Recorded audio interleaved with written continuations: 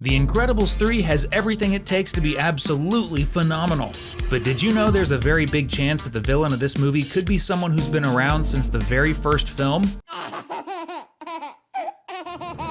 Personality. We're talking about Gammajack, one of the supers who used to protect the world back in the golden age of heroes before they were banned by the government. He was one of the vigilantes who ended up being taken out by one of Syndrome's Omni-droids. But he wasn't your average vigilante. Even though he was pretty super, Gammajack didn't really act all that heroic. According to files from the NSA, the National Superhero Agency, he's described as someone with a very hot-headed personality. And it gets even clearer that we're not talking about someone untrustworthy when you listen to his interview, where Gammajack reveals that he had a list of priorities when it came to saving people in danger. This shady guy would rescue pretty women first, leaving ugly men for last, even though the right thing would be to save whoever needed help the most. That already shows he wasn't helping out of kindness, but for the fame.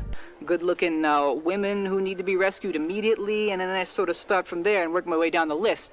You know, if you've got Tubby Joe Schmo over there with a laser pointed at his head, and he might have to wait in line a little while. Another sign that Gammajack wasn't really that close to being a hero is that out of all the challenges someone in his line of work could face, he said the toughest was having to fight female villains because their beauty distracted him. Seriously, dude, there's a time and place for that. The real kicker is I get these dames, man, these dame villains, and they got the curves and the hair and the big eyes, and boy, those ones, they're really, really hard to kill.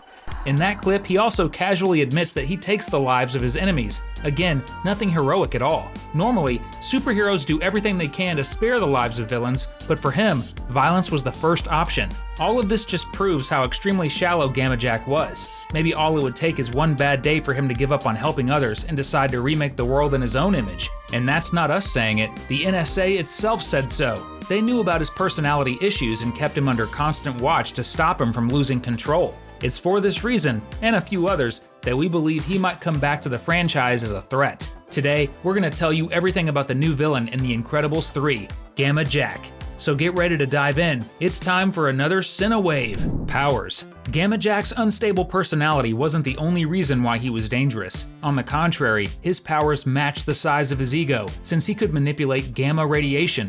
That's where his name came from. Radiation is extremely dangerous, capable of poisoning and making people sick very easily. But his powers went even further, as Gammajack could focus that radiation to create controlled explosions. According to NSA files, these attacks could cause anything from mild burns to complete disintegration. Anyone could be wiped out with a single blow. As if that wasn't powerful enough, Gammajack's explosions didn't have to be in small areas. In fact, his maximum range was an incredible 100 meters.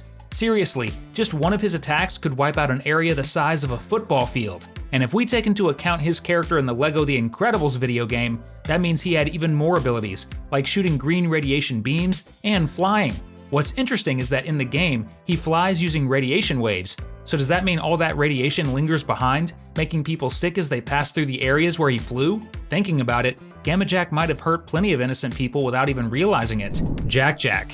By now you've probably noticed that for a character who barely appeared on screen, Gammajack is surprisingly detailed. But what if we told you his story is even more connected to the Parr family?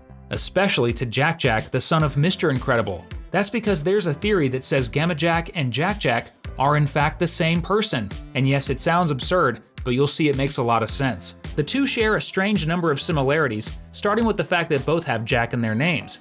They're also blonde, and while their hairstyles are different, they both have a sharp point at the end. Even their masks look similar if you take a closer look. That alone is hard to chalk up to coincidence, but it gets even trickier when one of Jack's most important personality traits is also shared by the arrogant superhero.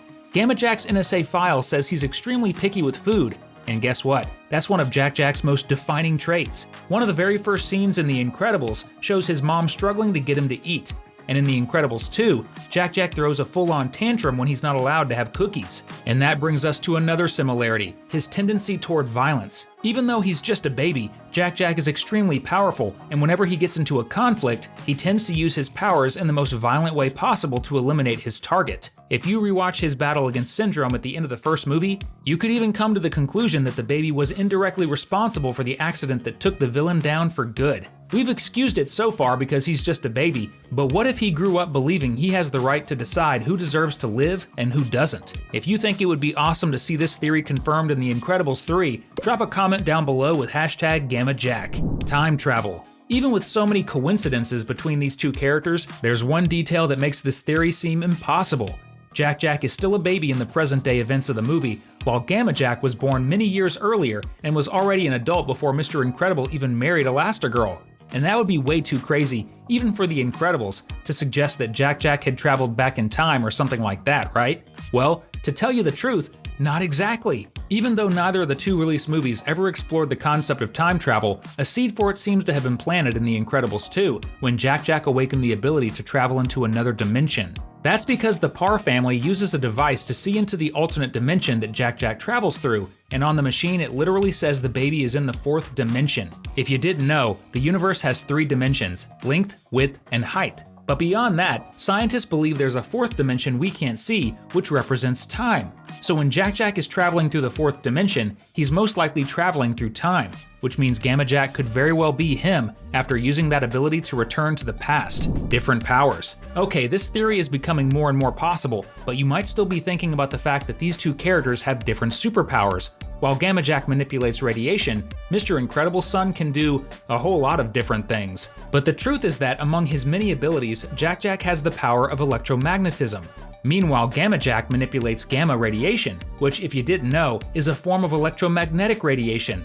The number of coincidences just keep growing, right? And it gets even bigger if you take into account Gammajack's powers in LEGO The Incredibles, where he's able to shoot green beams of radioactive energy that look very similar to Jack's laser beams. So why is Gammajack only known for radiation instead of being remembered as a superhero with a ridiculous amount of powers? Well, in The Incredibles 2, Edna Mode actually points out that it's normal for super babies to display lots of abilities before their powers settle down, although Jack clearly has way more powers than usual. Brad Bird, the creator of the franchise, also explained that the youngest Parr has so many powers because he's like a blank canvas. All of this suggests that Jack might eventually lose most of his superpowers as he grows older, keeping only his radioactive abilities. And that would explain the origin of Gammajack. He wouldn't just be Jack visiting another time period. The baby could have accidentally traveled to the past and over time lost most of his powers, including time travel, before returning to the present, keeping only his electromagnetism. That's why he wouldn't be able to come back to his real timeline and would have to live out the rest of his life in that era without his family. That must have been traumatic, and it could explain why he turned into someone so bad. Still alive. Considering how interesting Gammajack is, it's kind of disappointing that he was supposedly eliminated by one of Syndrome's robots even before the main story of The Incredibles began. But what if he didn't actually bite the dust? Even though Syndrome's data claimed he was eliminated, you can't really trust that, since Mr. Incredible himself managed to fake his own death. So yes, there's a real chance Gammajack actually escaped and has been hiding all of these years. And if we consider the theory that he and Jack are the same person, the story gets even more interesting. Right before being defeated, Gammajack could have regained his ability to travel through the 4th dimension due to extreme stress. In that case, he wouldn't have died. He would have traveled back to the present instead, which is exactly when The Incredibles 3 takes place. That would be the perfect opportunity to bring him back in the new movie as the big villain of the story, even surpassing Syndrome's level of threat. But even if the time travel theory isn't true, Gammajack could still return as an antagonist, representing the darkest side of superheroes.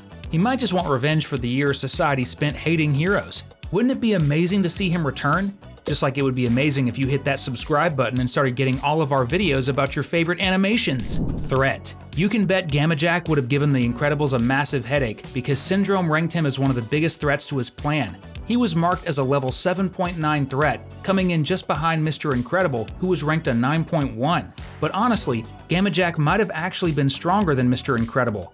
After all, this ranking was based on how dangerous the superheroes were to Syndrome's robots. Gammajack was definitely dangerous, but radiation isn't all that threatening to robots. For them, his attacks would have been more like regular explosions. Mr. Incredible and the Parr family, on the other hand, aren't immune to radiation, at least as far as we know, and they would have had to be extremely careful when fighting Gammajack. The biggest problem, though, is that aside from all of his dangerous abilities, he was also classified as someone extremely intelligent, which means silly strategies wouldn't have been enough. They would have had to go all in and bring together not just the Incredibles, but also Frozone and the new generation of superheroes to finally take Gammajack down. Just imagine that fight! But it would be ironic if in the end, Jack turned out to be the only one capable of defeating him, especially if they really are the same person.